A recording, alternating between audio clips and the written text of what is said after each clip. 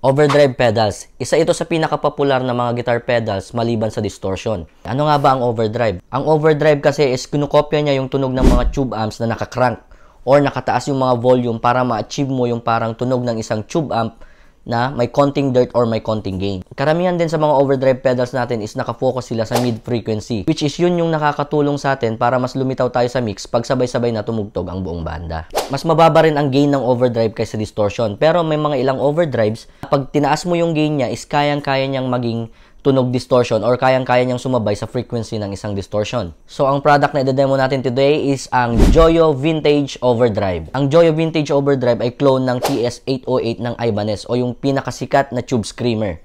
So, diretso na agad tayo sa demo and subukan na natin tong si Joyo Vintage Overdrive. Okay, so ito yung Vintage Overdrive natin. Naka-plug siya syempre sa 9 volts. And dito sa setup ko na to, Joyo Vintage Overdrive, papunta sa shred head, din sa preamp natin, tapos out na dun sa audio interface natin. So, eto yung tunog ng walang Joyo Vintage Overdrive.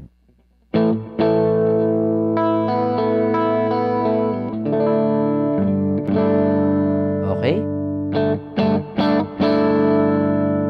Ayan, engage natin. Naka-zero muna lahat.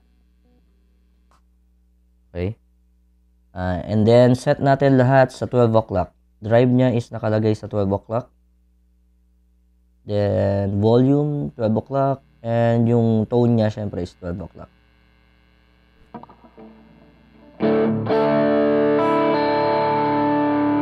Okay.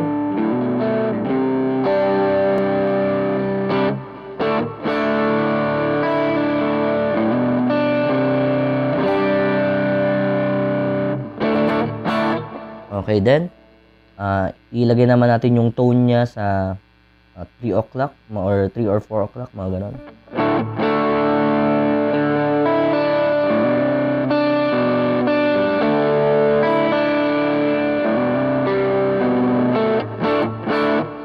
Okay, then, sagad natin yung tone niya. Medyo may humming lang kasi medyo nakasaksak yung ano natin eh.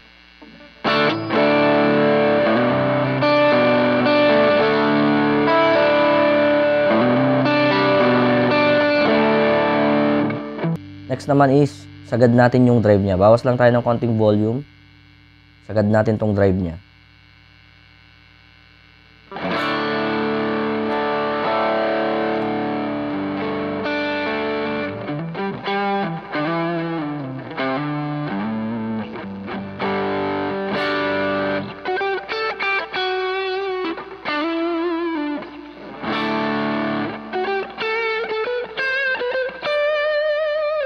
Yun.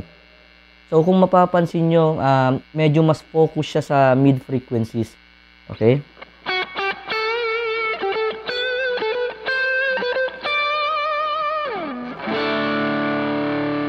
Okay, then, babaan naman natin yung drive niya. Tignan natin kung may magbibigay pa rin siya ng dirt. Yan. Okay, nakababa yung drive niya as in naka-zero.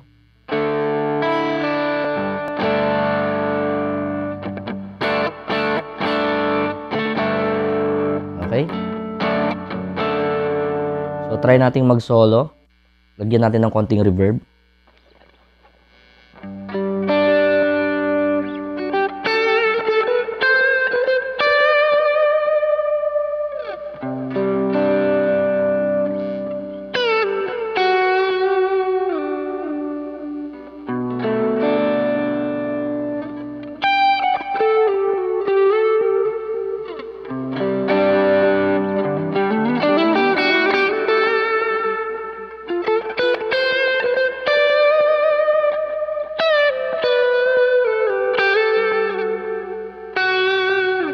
Okay? So, taasan natin yung ano niya. Yung drive niya.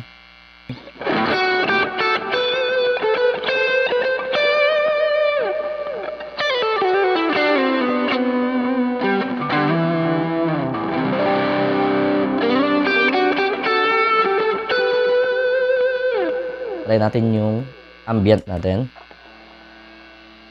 Babaan natin ito. Okay? Babaan natin yung drive niya. So, makikita niya, alisin natin. Ito yung ambient tone natin.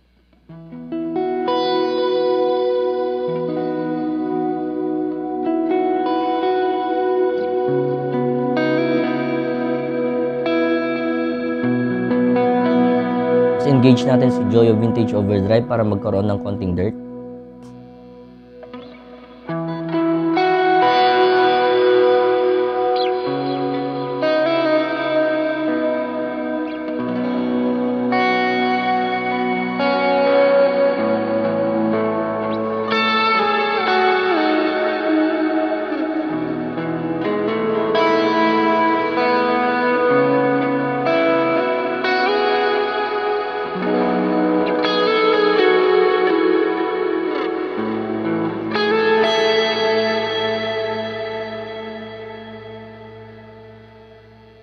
Ang ginagamit ko kay Joyo Vintage Overdrive dito sa rig ko is ginagawa ko siyang overdrive and at the same time ini-stack ko siya with shred head. So mas nag-add siya ng konting boost kay shred head lalo na pag sa mga part na kailangan ng solo or kailangan ng mas mabigat na drive. So ang ginagawa ko, pag naka-engage si shred head, tapos pagpapasok na ako sa guitar solo, ini-engage ko itong Joyo Vintage Overdrive na siya na rin yung nagsaserve as booster. Pero yung usual settings ko kay Joyo Vintage Overdrive is laging naka-0 yung drive niya, tapos yung tone ko is naka 3 or 4 o'clock lang lagi. Okay, so try nating engage yung distortion natin. Hindi kasi ako naka-noise gate kaya medyo maingay.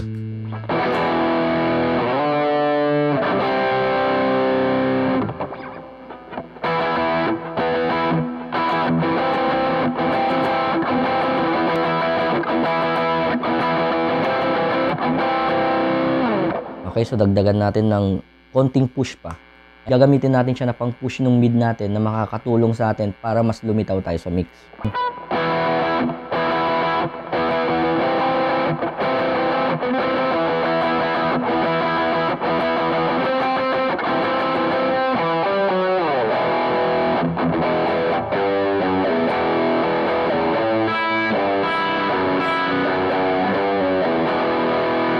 Yun. So, eto siya pag sa solo lang, na stand-alone lang na Joyo Vintage Overdrive.